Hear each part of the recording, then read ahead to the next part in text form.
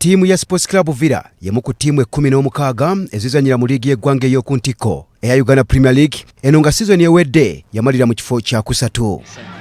Shot comes from distance and the goalkeeper fumbles.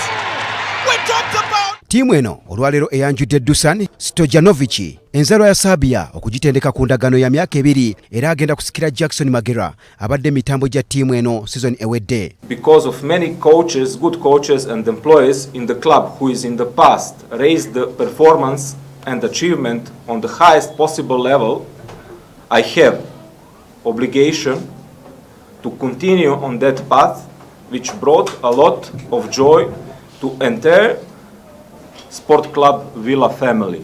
Ono agenda kuyambibwako Mole Byekwaso abadde omutendesi wa club ya KCC AFC season ewedde nga naye aweereddwa endagaano ya myaka 2.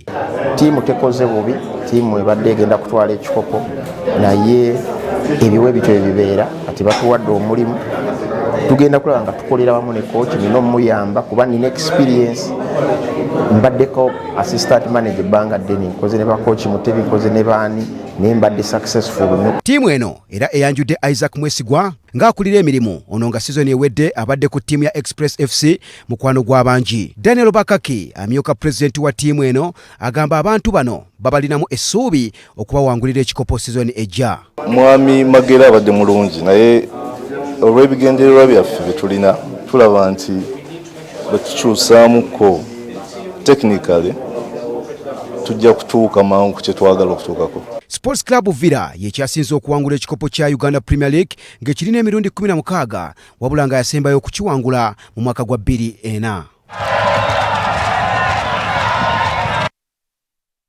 Kale olw'ensonga eyakadde munzikirize nkome wano olunaku olwa